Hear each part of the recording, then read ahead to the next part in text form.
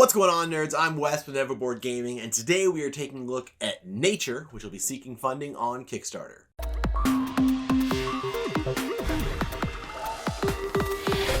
So if you've ever played the game Evolution, Nature kind of builds upon that game, or evolves upon that game, and uses that system to create something that's just really amazing. So in this game, you will be gaining species, you will be upgrading that species with new traits, and you will then be feeding all of your different species to gain points at the end of the game based on how many species you have surviving at the end and how much food they've eaten throughout the game. So the basic gameplay is that every round you will earn a new species, which starts at size 1 with one population, although there's different things that can change that starting size depending on which modules you're playing with or aren't playing with. And then you will be drawing 5 cards, and those cards all have to do with traits and upgrading your different species. You will then play those cards out onto your species to either upgrade their size, upgrade their population, or give additional traits to that species as they evolve over time. Then you move on to the feeding phase, where everyone will have to feed all of their different species.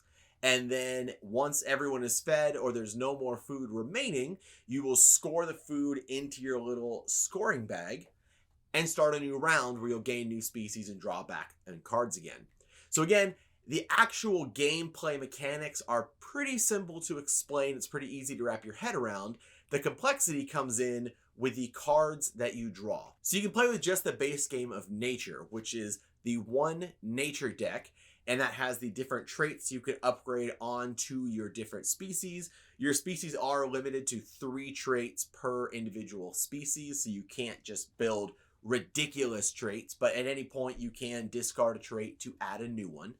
And you'll play these cards down at the end of the round. You flip them all up so everyone can see what the different traits are. You can become a predator at some point, which will flip your chunky wooden tokens over to the red side. Predators are carnivores. They can't eat from the oasis in the middle. You have to eat off the other species on the table.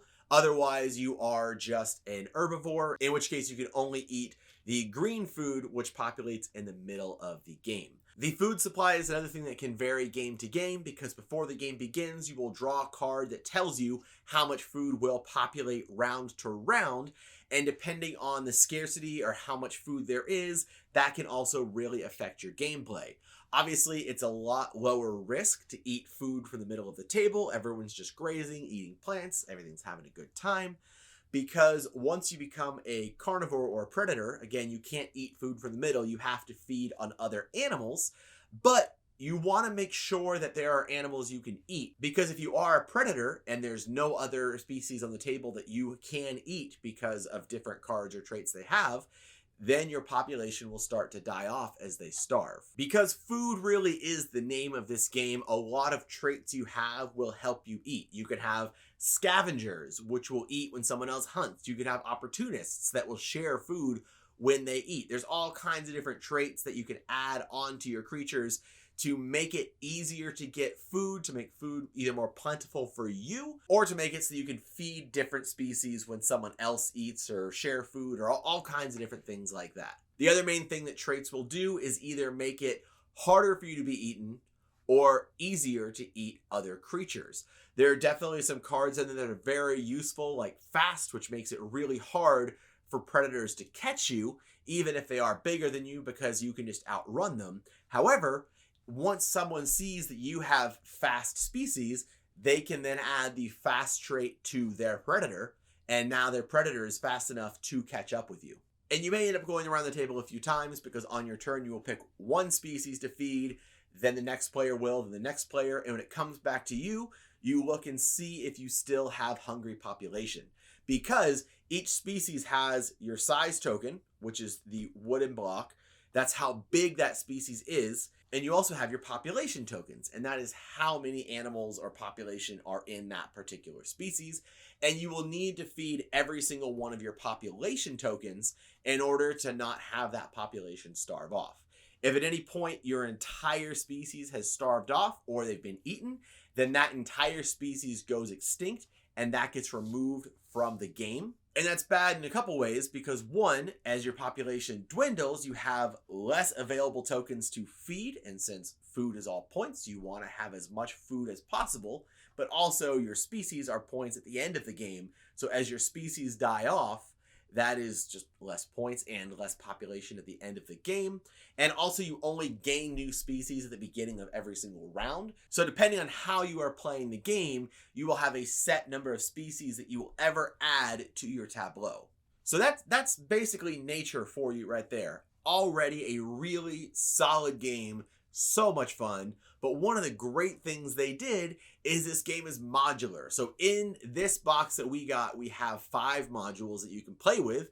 2 of them are biomes, which changes the area that you are playing in, the rainforest and the Arctic tundra. So it actually adds a new deck of traits that you can draw from. So there's a lot of variability and strategy of which cards you want to draw based on which traits you are kind of digging through and looking for. So again, you have the rainforest, which adds a new food type. You have new traits based on that. Because of the trees, you have things like climbing, which are able to get to the fruits that are up in the trees and also makes it easier to evade predators. You also have the Arctic tundra, which makes the food supply a lot more scarce, but a lot of the traits that you have help you store up food or deal with the fact that there is just less food available. 2 of the modules we got were Jurassic and Flight, which both do really cool things and change the token supply on the board of the actual wooden tokens for the species. So Jurassic lets your species get much, much larger. Typically, you are restricted 1 to 4 size. In Jurassic, you can go all the way up to size 8. So you get some really massive creatures. You also get new traits like elusive, which means that bigger creatures can't attack you, so they have to be the same size. They have one of my favorite cards in the game, which is the Thagomizer, which actually adds this really cool die so that if you are ever attacked, you basically have a spiky tail and you get to roll the die and see how much of the attacking population dies off in the hunt. So even though they can hunt you, they can eat some of your population, you will kill off some of their population, which means, do I really want to go after that guy now that I know that he has the Thagomizer tail? Because it may hurt me. You may be fine. You could roll a 0 on this die, but it also could kill off a lot of your population because I think it goes all the way up to 6. The other big change with Jurassic is the fact that when you play your traits down, you only reveal them when they become advantageous. So you will be at the stage where you start hunting other creatures, but they've got face down cards and you aren't sure if you want to attack them because I don't know what that card is. I don't want to try to hunt him and then he reveals something. Could be the Thagomizer, could be elusive, could be something that makes him actually have more defense that I didn't realize about. Maybe he's got a hard shell. So it's a really fun bluffing mechanic because you don't know what you are hunting. You also have the Flight module, which adds birds into the game, which are these blue species tokens here. When you earn a new species, you choose if you want to be a land species or a flying species.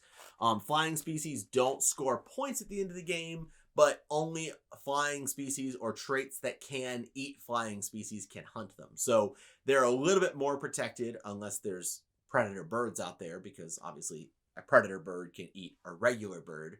But it also adds a new location, which is the faraway place, which once that species is fed, he can migrate, which when he migrates, you actually take your token and send it to the faraway place. He is not only protected from being hunted while he's away from the game, but also if there is available supply at the faraway place, he can bring back home new birds. As you go away, they hatch, and you bring home new family members who are also fed, which is a cool way to add to your population. And again, there's also a lot of new fun traits that you'll access from the Flight deck in that module.